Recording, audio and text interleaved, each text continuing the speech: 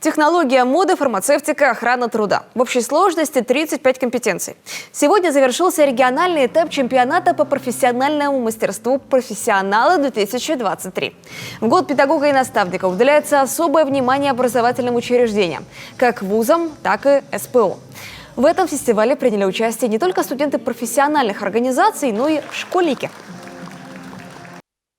Представляете, 180 участников. От самого севера нашей республики до южных окраин в эти дни боролись за звание лучшего. 35 компетенций. Это очень много. Но это говорит о том, что мы вместе, мы это образовательное учреждение, это предприятия, организации, это родители и вы, дорогие студенты, мы формируем будущее нашей республики. Экспертами стали представители организаций, куда участники смогут пойти на стажировку с дальнейшим трудоустройством. В этом и заключается главная цель чемпионата.